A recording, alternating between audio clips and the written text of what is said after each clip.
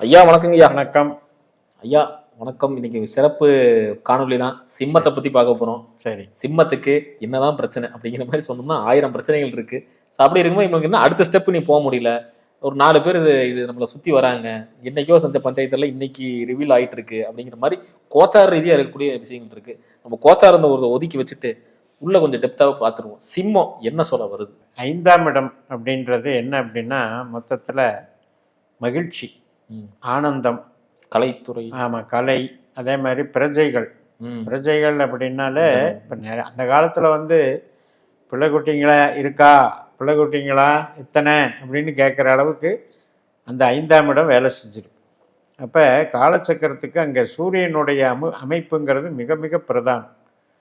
அந்த வகையில் பார்க்கும்போது சிம்மம் கொடுத்து வைத்தவர்கள், அதில் ஒன்றும் சந்தேகம் இல்லை.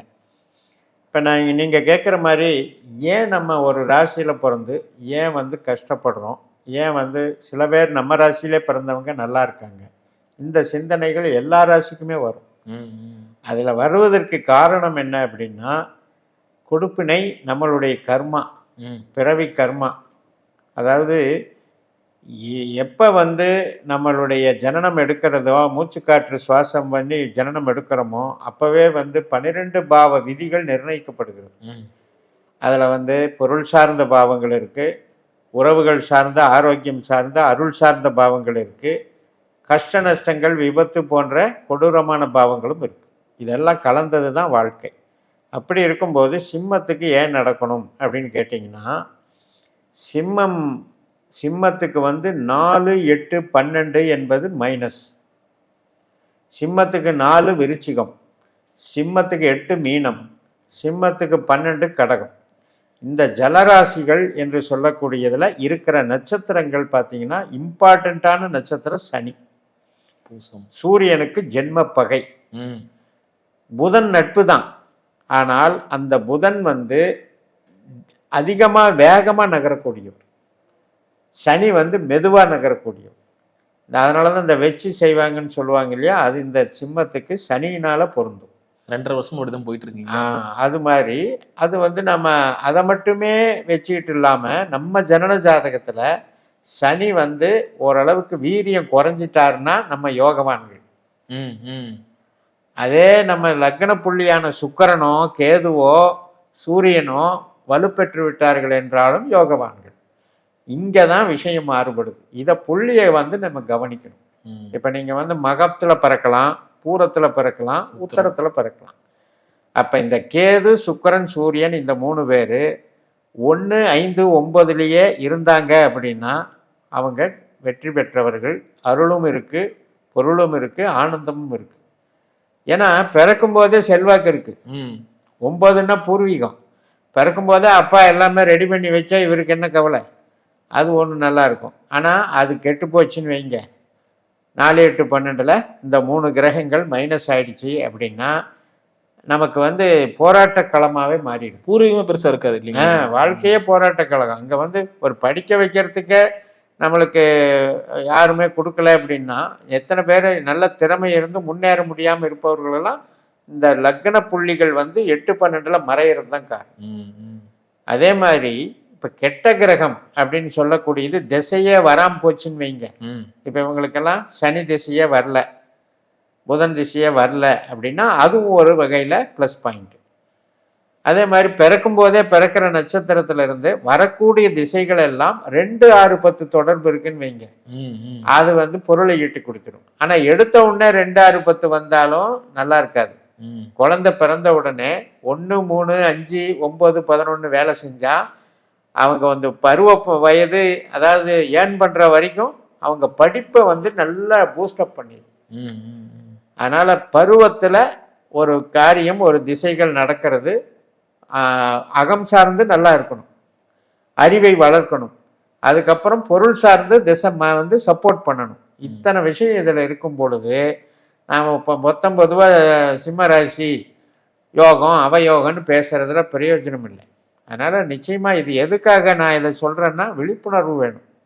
நாம் சும்மா நல்லா இருக்குன்னு கேட்கக்கூடாது. ஒரு ஜோசியர்கிட்ட போனால் எனக்கு நல்ல ஜாதகமா, யோக ஜாதகம், எனக்கு எல்லாம் யோக ஜாதகமா, நான் நல்லா இருக்குண்ணா, எண்ணத்தில் நல்லா இருப்பேன், இத்தனை விஷயம் இருக்கு. இப்போ ஒரு மாஸ்டர் செக்கப் போகிறோம், அதில் எத்தனை டெஸ்ட் எடுக்கிறாங்க. லிவரு. அப்போ மொத்தத்திலேயே நல்லா இல்லைன்னு சொல்லுவாரா டாக்டர்? உனக்கு இதில் இந்த பிரச்சனைன்னு சொல்லுவார். அது மாதிரி தான் இங்கே ஜோதிடத்தில் நல்லா இல்லை அப்படின்னா அகத்தில் நல்லா இல்லையா, புறத்தில் நல்லா இல்லையா, ஆரோக்கியத்தில் நல்லா இல்லையா, அருளில் நல்லா இல்லையா, அல்லது அசம்பாவிதங்கள் வரக்கூடிய ஜாதகமா. இப்போ எத்தனை பேர் வந்து போதை பழக்க வழக்கங்கள் ஆட்கொண்டு தன் வாழ்க்கையை சீரழித்து அந்த குடும்பத்தையும் கெடுத்து எவ்வளோ பெரிய அசம்பாவிதங்கள் ஏற்படுறாங்க. ஒரு பாரம்பரியமிக்க குடும்பமே கூட ஒரு மோசமான குழந்தையினால எவ்வளவு அவமானப்படுறாங்க. இதெல்லாம் நடக்கிறது என்னென்னா 6, 8, 12ங்கிறத ஞாபகம் வச்சுக்கணும். அந்த 6, 8, 12 வெறும் கட்டமாக மட்டும் பார்க்கக்கூடாது. நீங்கள் வந்து விருச்சிகத்தில் எனக்கு கிரகம் இல்லை, மீனத்தில் எனக்கு கிரகம் இல்லை, கடகத்தில் கிரகம் இல்லை, எனது வந்து நல்ல ஜாதகம்னு நினச்சக்கூடாது. அங்கே இருக்கிற நட்சத்திரங்கள் இருக்கு இல்லையா, சனியோ புதனோ குருவோ நமக்கு நல்ல இடத்துல வந்து உட்கார்ந்தாலும் பிரச்சனை பண்ணுவாங்க. அதே மாதிரி நமக்கு நல்லது பண்ண வேண்டிய கிரகம் அந்த நட்சத்திர கிரகங்களோட தொடர்பு கொண்டாலும் பிரச்சனை வரும். இவ்வளவு விஷயம் பார்க்க வேண்டி இருக்கிறதுனால நீங்கள் வந்து அந்த 2 நிமிஷம் இடைவெளியில், இப்போ நீங்களும் சிம்ம ராசி நானும் சிம்ம ராசி, வெறும் 2 நிமிஷம் இடைவெளியில் நீங்கள் நானும் பிறக்கிறோம் அப்படின்னா, அல்லது ஒரே நேரத்தில் கூட வெவ்வேறு ஊரில் பிறக்கிறோம் அப்படின்னா கூட நம்ம தலைவிதி வேறங்க. இவ்வளோதான் ஜோதி. ரொம்ப அருமையா எளிமையாவே சொல்லிட்டீங்க விஷயத்த. ஐயா, இப்போ சிம்மன் எடுத்துட்டாலே அதிகமா இந்த துரோகம், இந்த பஞ்சத்துல ஊழ்ந்துட்டேன், அதுவும் வெளியில இல்லை நண்பர்கள் பண்ண வேலை அப்படின்னு சமீபமா இப்போ 2-3 வருஷமாவே நல்லா தெரிஞ்சிருப்பாங்க. யாரெல்லாம் நம்பணுமோ அவங்க எல்லாம் கை விட்டாங்க, கூட இருந்தவனையே குழி பறிச்சிட்டானுங்க. இந்த மாதிரி விஷயங்கள் வந்து சனியோட காரகத்துவதனால சில விஷயங்கள் நடக்குது. கண்டிப்பா அது ரொம்ப பேரு களங்கமாகவும் ஏற்படுது. இதனால ஒரு மன உளைச்சலுக்கு ஆள்றாங்க. ஏன்னா ஒரு நல்ல ஜெய்ஜாண்டிக்கா இருந்தவங்க இப்போ கொஞ்சம் தலை குடிவு மாதிரி கொஞ்சம் ஆயிடுச்சு. இந்த சூழலை எப்படி பாக்குறீங்க? திசைகளால தான் அந்த மாதிரி வருது. இப்போ சனி மட்டுமே இல்லாமல் ராகுவும் கூட இவருக்கு சப்போர்ட் பண்ணுறது நம்பிக்கை கொடுக்குறவர். இப்போ ஒருத்தர் மேல் நம்மளுக்கு ஈர்ப்பு வருது, ஒருத்தரை நம்புகிறோம் அப்படின்னா அங்கே 3ஆம் இடம் வேலை செய்யும். மனசுங்கிறது தான் நம்பிக்கை. அந்த 3, 7, 11 தான் ராகுனுடைய நட்சத்திரம் இருக்குது. சுவாதி இருக்குது, சதயம் இருக்குது, திருவாதிரை இருக்குது. அந்த ராகு கெட்டு போய் 8, 12 தொடர்பு வச்சா கூட நம்பிக்கை மோசடிக்கு ஆளாக வேண்டிய சூழல் உண்டாகும். அதனால நம்ம ஜாதகத்தில் அதை பார்த்துக்கணும். ஒவ்வொரு பாவமுமே முக்கியம். ஒரு பாவமும் 12 பாவமாக மல்டிபிள் ஆகி தான் நம்மளுக்கு நிகழ்வுகளை நடத்தும். அது தெரியாம நம்ம வந்து நான் லக்னாதிபதி நல்லா இருக்கு, நான் லைஃப் பூரா நான் யோகவான் அப்படின்லாம் சொல்ல முடியாது. அதனால 12 பாவ புள்ளிகள் நம்ம பிறக்கும் போதே நிர்ணயிக்கப்படுகிறது. அதன் பிரகாரம் நமக்கு திசாபுத்திகள் அதை சப்போர்ட் பண்ணுதா அல்லது அதை கெடுக்குதா அப்படிங்கிறத நாம் ஜாதகம் பார்த்து தெளிவு பெற்று பக்குவப்படுத்தி கொண்டு வாழ வேண்டும். சிறப்புங்கய்யா. ஏன்னா சில பேருக்கு வாழ்க்கை தடம் புரண்டுறது. நல்லா ஜெய்ஜாண்டியா இருந்தேன், பேரும் புகழ் அந்தஸ்து எல்லாமே இருந்துச்சு, இந்த பக்கம் திரும்ப ஒரு 5 பேர், அந்த பக்கம் திரும்ப ஒரு 5 பேர், இப்படிலாம் ஒரு நல்ல வாழ்க்கை ராஜா மாதிரி வாழ்ந்துட்டு இருந்தாங்க. சில பேருக்கு ஒரு சரிவுகள் வருது. இந்த தசாபுத்திகள் அப்படின்னு சொல்லும்போது எதனால இந்த தசாபுத்திகள் மாறுது? எந்த பாவத்தில் உட்கார்ந்தனால இந்த அடியில விழுந்திருக்கும்? கரெக்டான கேள்வி. பாவம்ன்ற வார்த்தை நீங்கள் யூஸ் பண்ணது எனக்கு ரொம்ப மகிழ்ச்சி. இந்த பாவத்தினால தான் இந்த ப்ராப்ளமே வருது. 10ன்னா என்னங்க? பதவி, புகழ், கௌரவம். அதுவே 9ஓட தொடர்பு கொண்டா வேலை முடிஞ்சது. 10க்கான பவரே இருக்காது, வாஷ் அவுட். அப்போ நீங்கள் 10க்கு உண்டான திசை நடக்கும்போது ஆனந்தமாக இருந்துட்டு அடுத்த திசையை கவனிக்க மறந்துடுவீங்க. அது 9 காட்டுச்சு அப்படின்னா 10 கேன்சர். ஸோ அதை புரியாமல் நாம் வந்து வேறு கிரகம் கோச்சாரத்தில் அந்த சனி வந்துருச்சு, இந்த சனி வந்துருச்சு, இதெல்லாம் சொல்கிறது அபத்தமானது. நமக்கு அங்கே கொடுப்பினை வெளியே ஆரம்பத்திலே தெரிஞ்சுக்கலாம். ஒரு பிறந்த உடனே நீங்கள் உங்களுடைய ஆயுள் வரைக்கும் என்ன திசை நடக்குது, என்ன பாவம் இயங்குதுன்னு தெரிஞ்சுக்கிட்டிங்கன்னா அந்த 8, 12 பாவம் இயங்குது அப்படின்னாலே உங்களுக்கு வேலைக்கு போகிறது நல்லது. இதே 5, 9 பாவம் இயங்குதுனாலே நீங்கள் சும்மா இருக்கிறது நல்லது. இவ்வளோதான் சொல்ல முடியும். ஏன்னா இப்போ நீங்கள் அழகாக சொன்னீங்க, இப்போ 10ஆம் பாவம் கடுப்பு 9 கை காட்டிடுச்சுன்னா நம்ம அதுக்கு தகுந்த மாதிரி மாறிக்கணும்னு. இந்த விஷயத்த விழிப்புணர்வா வரக்கூடிய கிளைண்ட் கிட்ட எப்படி சொல்லுவீங்க? இல்லை அதாவது பிரச்சனை வந்ததுக்கு அப்புறம் தான் கிளைண்ட் வராங்களா?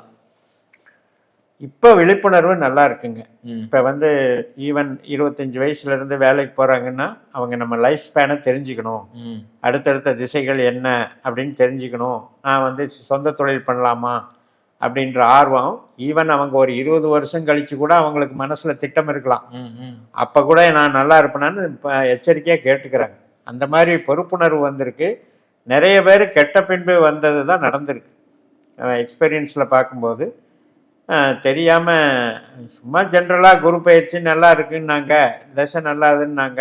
ஆதிபத்திய ரீதியில் பாரம்பரிய ரீதியில் பலன் சொல்கிறவங்க அது மாதிரி சொல்லும்போது ஜென்ரலாகவே சுக்கிர திசைன்னா யோகம்னு சொல்கிறோம் இல்லையா, ம். நம்பிக்கை இருக்கு இல்லையா. நம்மால எழுதி வச்சிட்டாங்க ஐயா. ஆமா. உனக்கு என்னப்பா சுக்கிரதசை சுக்கிர திசை. அப்படின்ட்டு. அப்போ இது மாதிரி போய் பெரிய பெரிய பட்ஜெட்டில் இறங்கி அவஸ்தைப்படுறவங்க. இன்னைக்கு சினி ஃபீல்டுல எல்லாம் பணம் என்ன முதலீடு கொஞ்சமா, அப்போ போட்டு அது வந்து படு பாதாளத்துக்கு தள்ளி விட்டுருது. அதே மாதிரி தான் சாஃப்ட்வேர் ஃபீல்ட் ஆகட்டும், மிகப்பெரிய இப்போ ஷேர் மார்க்கெட் எடுத்துக்கோங்க. இப்போ ஷேர் மார்க்கெட்டு கூட பிஸ்னஸ் தான். ம். ஆனால் அந்த பிஸ்னஸில் யூகமாக இவங்க கொண்டு போய் செலுத்துகிறாங்க. இவங்களுக்கு அந்த ஷேர் மார்க்கெட்டுக்கு உண்டான ஸ்தானம் வந்து நல்லா இருக்கணும், ம்.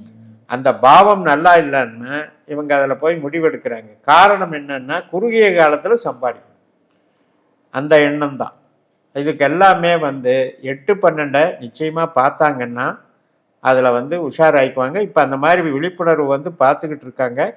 சில பேர் அந்த மாதிரி முடிஞ்சு போன பிறகு வர்றவங்களும் இருக்காங்க. அவங்களுக்கு எந்த காலம் வரைக்கும் நீங்கள் வெயிட் பண்ணணும், இப்போ நம்ம பணத்தை இழந்த பணம் மீண்டும் கிடைக்குமா, அதுக்கெல்லாம் அந்த திசாபூத்திகளை பார்த்து நம்ம பலன் சொல்லி. சிறப்பு. ஏன்னா கடந்த ஒரு 10 வருஷமா பாத்தீங்கன்னா தப்பான முடிவு எடுத்துட்டேன், லாஸ் ஆயிடுச்சு, இந்த மாதிரி நடந்தாதான் ஜோசியரை போய் பார்க்க போவாங்க.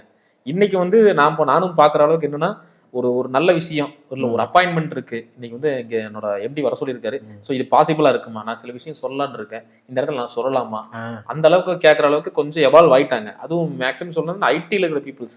ஸோ அவங்களுக்கு கொஞ்சம் நிறைய பேர் இப்போ வந்து அஸ்ட்ராலஜி வந்து ரொம்ப நாடி பார்க்க ஆரம்பிச்சிட்டாங்க. ஸோ அதோட எவல்யூஷன் எப்படி இருக்குன்னு நீங்க நினைக்கிறீங்க? யாருக்கெல்லாம் ஒற்றைப்படை பாவம் வேலை செய்தோ அவங்களுக்கெல்லாம் ஜோதிட ஆர்வம் நல்லா இருக்கும். அருமை அருமை. அதாவது ஒற்றைப்படையா வேலை செய்யும் போது. ஆமாம்.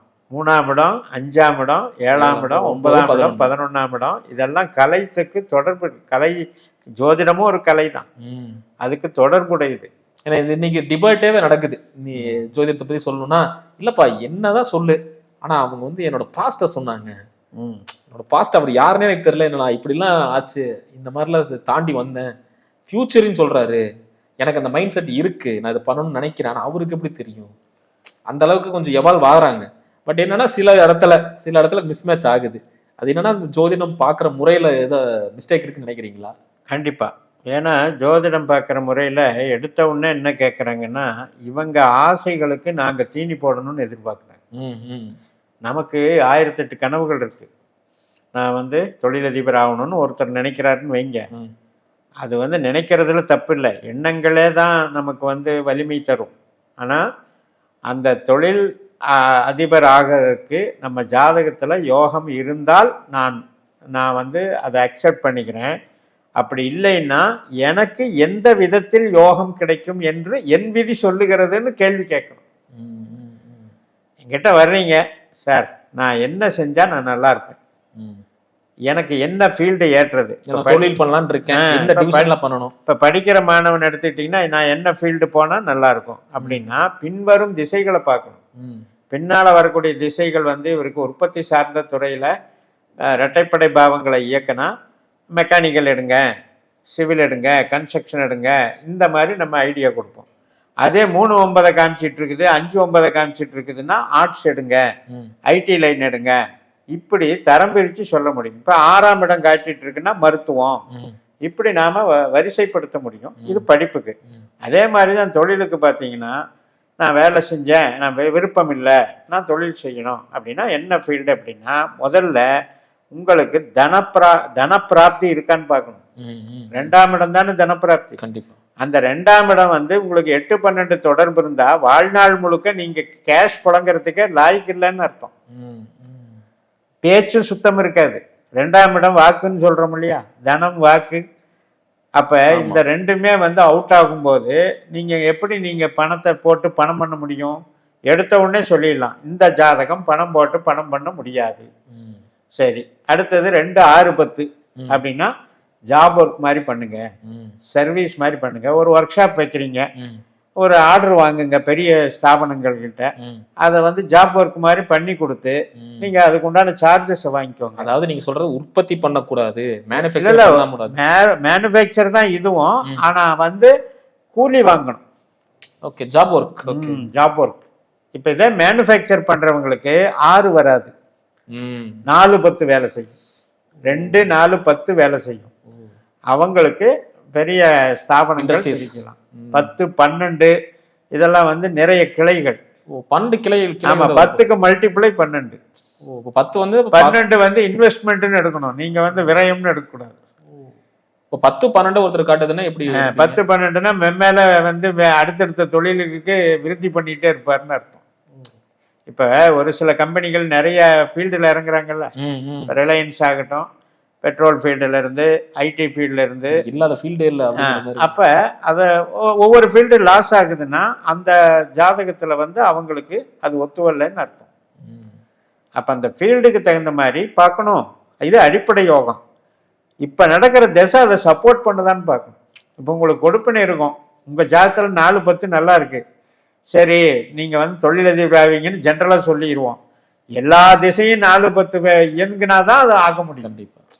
அதுல ஏதோ ஒரு திசை 5-9 காட்டுச்சுன்னா அந்த திசை முழுக்க உங்களால தொழிலதிபராகவே இருக்க முடியாது.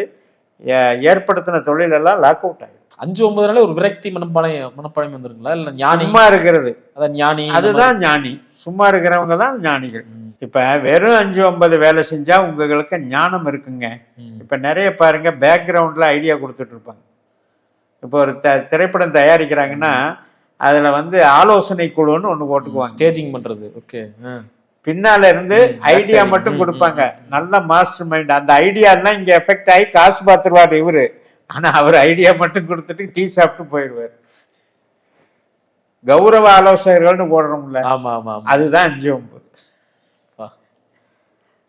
அப்ப கன்சல்டிங் பிசினஸ் பண்ண சொல்லுவேன் நான் யாரையாவது. அது எப்ப பண்ண சொல்லுவேன்னா, இந்த 9ஆம் இடம் 5-9ஆம் இடம் 2ஆம் இடத்தோட சம்பந்தப்படணும். ஒரு ஜோதிடரே ஆனாலும் இப்ப நான் வந்து ஃபீஸ் வாங்கணும் அப்படின்னா 5ஆம் இடம் வந்து 9ஆம் இடம் சம்பந்தப்பட்டா வர்றவங்களுக்கு நான் டீ வாங்கி கொடுக்கணும். சாப்பிட்டுட்டு பரவாயில்ல அசலன்னா பரவாயில்லன்னு சொல்லி அனுப்பிச்சிடுவேன். அதே 2ஆம் இடம் எனக்கு தொடர்பு சம்பந்தப்பட்டனா எனக்கும் பிரயோஜனம் உண்டு, அவருக்கும் பிரயோஜனம். 5-2ஓட சம்பந்தப்பட்டால்தான் கலைகள் மூலம் வருமானம். அதே மாதிரி 5-6ஓட சம்பந்தப்பட்டா சினிமாவில் வந்து ஒரு ஸ்டண்ட் வேலை பண்றது, இதெல்லாம் பண்றது. 5-6 காம்பினேஷன். அதே 5ஆம் இடம் வந்து 4-10 இதை வேணா டைரக்டரா போறது, 5-2-10 கனெக்ட் ஆனா ப்ரொடியூசரா போறது. இப்படி ஒவ்வொரு பாவத்திலையும் 12 பாவங்களை எடுக்கணும். அப்படி எடுக்க எடுக்க அவங்க கேள்விகளுக்கு ஈஸியா பதில் சொல்லி அவங்கள கரெக்டா வழி நடத்தலாம். சிறப்புங்க, ரொம்ப அருமையா சொன்னீங்கய்யா. அதாவது இன்னியாவது இந்த நிலை மாறு இருக்கு, ஐயாவின் அறிவுரையா இந்த விஷயங்களா பண்ணக்கூடாது. ஒவ்வொருத்தரும் ஜோதிடம் தெரிஞ்சுக்கணும். ஆஹா, அற்புதம். அதை தெரிஞ்சுக்கிட்டு 27 நட்சத்திர சர்க்கியூட்டை தெரிஞ்சுக்கிட்டு நமக்கு எது சம்மார ராசி, அறம்பொருள் இன்பம் வீடு, அவ்வளவுதான். 1-5-9 ஆனந்தம், 2-6-10 பொருள், 3-7-11 உங்களுடைய உறவுகள், 4-8-12 பிரச்சனை.